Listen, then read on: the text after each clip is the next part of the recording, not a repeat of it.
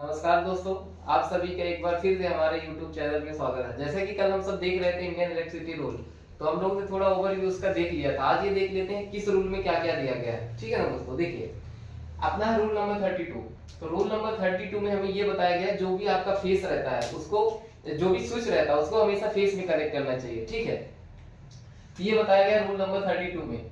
और देखिए एक आपका गैंग स्विच होता है, तो गैंग स्विच को हमेशा न्यूट्रल में कनेक्ट करना चाहिए। ठीक है, गैंग स्विच ये आप याद रखिएगा, आएगा कई बार पेपर में। गैंग स्विच को कहां कनेक्ट करना चाहिए, तो न्यूट्रल में कनेक्ट करना चाहिए। ठीक है, इसके बाद आता है रूल नंबर 33। रूल नंबर 33 में ये बताया गया है कि जो भी मीडियम हाई और एक्स्ट्रा हाई वोल्टेज वाले जो भी कनेक्शंस रहते हैं, वहां तक जो अपना सप्लायर होता है वो आपके घर के एंड तक आपको एक अर्थ टर्मिनल ला के देगा। ठीक है, जो भी मीडियम हाई और एक्स्ट्रा हाई वोल्टेज वाले सब वो रहते हैं, कंज्यूमर रहते हैं, तो ये रिस्पॉन्सिबिलिटी रहती है सप्लायर की। जैसे आप लोग के इधर डिस्कॉम कंपनियां होती हैं, उनकी रहती है रिस्पॉन्सिबिलिटी। ये चीजें दी गई हैं आपके रूल नंबर 33 में।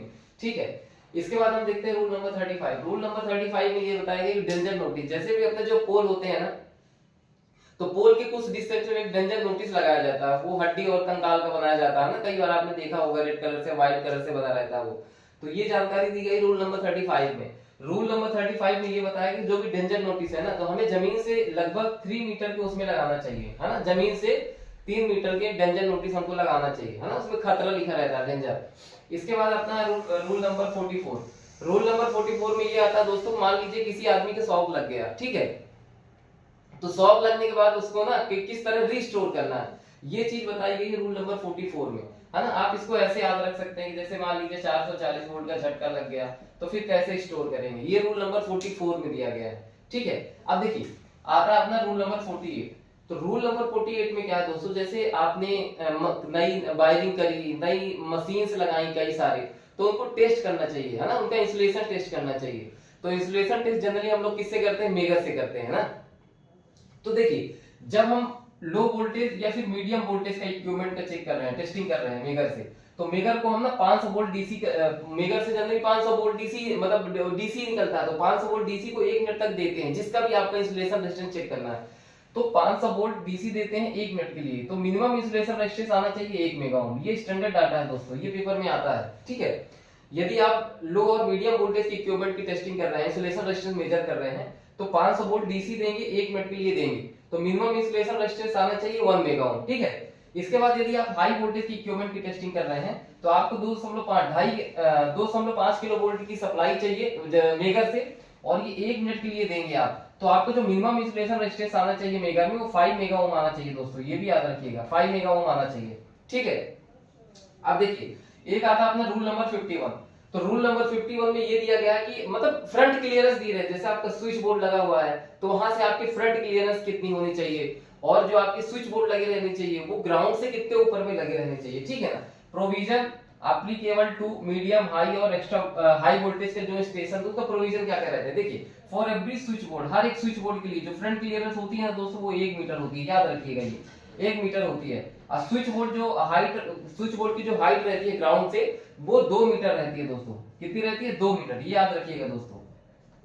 इंडियन इलेक्ट्रिसिटी रूल में यही दिया गया है, 2 मीटर दी गई है। ठीक है, तो ये आप समझ पाए होंगे, फ्रंट क्लियरेंस कितनी होनी चाहिए, 1 मीटर होनी चाहिए, और स्विच बोर्ड की हाइट ग्राउंड से कितनी होनी चाहिए, 2 मीटर होनी चाहिए। ठीक है दोस्तों, अब देखिए इधर दोस्तों और थोड़ा इंपॉर्टेंट है। अब देखिए अपना आता है रूल नंबर 54।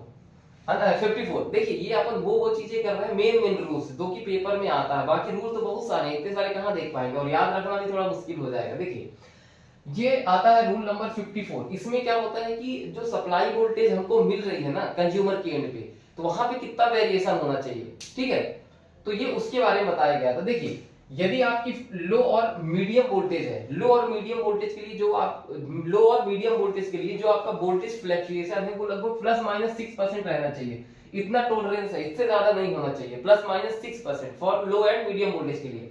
ठीक है, अब देखिए यदि आपकी हाई वोल्टेज आ गई, हाई वोल्टेज है, तो हाई वोल्टेज में क्या होता है दोस्तों, +6% से ज्यादा नहीं होना चाहिए, और 9% से कम नहीं होना चाहिए। याद रखिए दोस्तों, +6% से ज्यादा नहीं होना चाहिए और 9% से कम नहीं होना चाहिए। ठीक है, इसके बाद यदि आपका एक्स्ट्रा हाई वोल्टेज है, तो 10% से ज्यादा नहीं होना चाहिए दोस्तों, और 12.5% से कम नहीं होना चाहिए। ठीक है, मान लीजिए वोल्टेज बढ़ता है, वो 10% से ज्यादा नहीं बढ़ जाए, और यदि घटता है तो 12.5% से नीचे ना गिर जाए, बस इसके बीच में रहता है, इतना टॉलरेंस रहता है। ठीक है, ये सारी जानकारी रूल नंबर 54 में दिया गया, ये दोस्तों बहुत इंपॉर्टेंट है।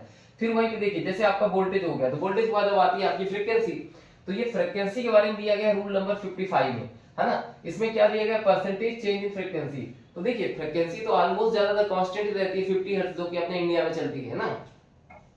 तो ये जनरली ±3% रहती है, कितना घट चल सकती है या फिर बढ़ सकती है, ±3%। यदि ऑप्शन में ±3% नहीं हो तो आप लोग ±1% टिक करिएगा, ये रहता है। फिर यदि ±3% है तो आप 3% टिक करिएगा, यदि ±1% है तो 1% टिक करिएगा, यही राइट आंसर होगा। फिर अब देखिए रूल नंबर 61 भी जरूरी है दोस्तों, ये भी जरूरी है। देखिए जो भी अपने मशीन हो गई है ना, तो वो मेटल बॉडी की बनी रहती है। तो यदि मेटल बॉडी की बनी हुई है तो उनको अर्थिंग करना बहुत जरूरी है। तो ये उसी के बारे में बताया गया है। अर्थ से कनेक्शन मतलब कि जो आपकी मशीनें हैं मेटल बॉडी वाली, उनको अर्थ से प्रॉपर कनेक्ट करना चाहिए, और एक मशीन को जनरली दो जगह से ना, दो सेपरेट पॉइंट से अर्थिंग करना चाहिए। तो उसी के बारे में बताया हुआ, अर्थ से कनेक्शन करना चाहिए, two separate connection with earth, मतलब अर्थिंग से दो सेपरेट ले जाना चाहिए। यदि एक अर्थिंग फेल हुई तो दूसरी अर्थिंग बैकअप में रहनी चाहिए। ये दिया हुआ 61 में, ठीक है। अच्छा देखिए दोस्तों, एक हो गया 61, एक हो गया 33, इन दोनों में थोड़ा डिफरेंस है। इसमें क्या है कि जो कंज्यूमर है ना, वो आपके घर के बाहर तक आपको अर्थ टर्मिनल देगा, लेकिन यहाँ पे क्या है कि यहाँ पे अर्थ कनेक्शन मतलब कि जो आपकी मेटल बॉडी है ना, उनको कनेक्शन देना हमें अर्थिंग से, है ना। तो ये दोनों को याद रखिए, दोनों एक ही तरह के हैं। अब देखिए एक होता है रूल नंबर 67। रूल नंबर 67 के बारे में क्या होता है, टच एंड स्टेप पोटेंशियल। इसके बारे में आप लोग सुने ही होंगे या फिर जानते होंगे। जैसे अपना नहीं पावर स्टेशन होता है, तो पावर स्टेशन में यदि आप गए किसी भी इक्विपमेंट पे टच कर दिए, तो जो आपके पैर और यहाँ के बीच का जो वोल्टेज डिफरेंस है, इसकी वजह से झटका लग सकता है। तो ये आपका क्या हो गया, टच पोटेंशियल हो गया। और स्टेप पोटेंशियल मतलब जैसे आप लोग चलते हैं तो आपके दो पैरों के बीच में वोल्टेज डिफरेंस के कारण कितना वोल्टेज हो रहा है, यदि वो लिमिट से ज्यादा हुआ तो आपको वहीं पे झटका लग सकता है। तो touch and step potential power स्टेशनों में या फिर सब स्टेशनों में वहां पे होता है, ठीक है। अब देखिए अब आता है एक आपका रूल नंबर 64, ये भी जरूरी है दोस्तों। रूल नंबर 64 देखिए, रूल नंबर 64 में ये बताया गया है कि मिनिमम सेफ्टी फैक्टर कितना होना चाहिए। सेफ्टी फैक्टर मींस देखिए जैसे हमारी जो ओवरहेड लाइन होती है जो आपके घर पे आती है, वो बेयर कंडक्टर होता है, मतलब नंगा कंडक्टर होता है, ACSR का होता है, एल्युमिनियम कंडक्टर का होता है वो, ठीक है। तो जो आपकी ग्राउंड से क्लियरेंस है, जो सबसे नीचे बेयर कंडक्टर रहेगा ना, सबसे नीचे जो बेयर कंडक्टर उसके ग्राउंड से क्लियरेंस कितनी होनी चाहिए ना, सेफ्टी फैक्टर मिनिमम। देखिए तो यहाँ पर जो आपका वोल्टेज लिया गया है दोस्तों, वोल्टेज किलो वोल्ट में है, और आपका जो सेफ्टी फैक्टर क्लियरेंस है, सेफ्टी वर्किंग क्लियरेंस वो मीटर में दिए। देखिए इसको याद रखिए दोस्तों, ये आता पेपर में। ये आपका यदि आपकी लाइन 12 किलो वोल्ट की है तो आपका मिनिमम सेफ्टी फैक्टर या फिर मिनिमम सेफ्टी क्लियरेंस कितना होना चाहिए, 2.6 मीटर होना चाहिए, ठीक है। यदि वहीं पे 36 किलो वोल्ट की लाइन है तो ये 2.8 होना चाहिए दोस्तों। वहीं पे 72.5 की लाइन है तो 3.1 मीटर का क्लियरेंस होना चाहिए ग्राउंड से। वहीं पे यदि 145 केवी की लाइन है तो 3.7 मीटर क्लियरेंस होने चाहिए ग्राउंड से। और वहीं पे यदि 245 किलो वोल्ट की लाइन है तो 4.3 क्लियरेंस होना चाहिए। यदि आपकी 420 केवी की लाइन है तो 6.4 मीटर क्लियरेंस होना चाहिए, ठीक है। और वहीं पे 800 केवी की लाइन है तो 10.3 मीटर का क्लियरेंस होना चाहिए, ठीक है ना दोस्तों। तो ये आप समझ पाए होंगे, क्लियर है ना। और इसको याद भी रखिएगा, पेपर में आता है यार। अच्छा देखिए ये जो आप देख रहे हो 12 केवी 36 केवी, ये इंडियन इलेक्ट्रिसिटी रूल के हिसाब से है ना। तो देखिए 12 केवी है तो 2 पॉइंट, ये आया था पेपर में यार, इसको देख लीजिएगा। बोल देगा कि 12 केवी की लाइन है जिसका मिनिमम सेफ्टी क्लियरेंस कितना होना चाहिए, ग्राउंड से क्लियरेंस कितना होना चाहिए, तो 2.6 मीटर होना चाहिए। ऐसे इसका आप एक 12 केवी याद रखिएगा, एक आपका 420 केवी याद रखिएगा, और 800 केवी याद रखिएगा, ठीक है ना दोस्तों। एक मिनट दोस्तों।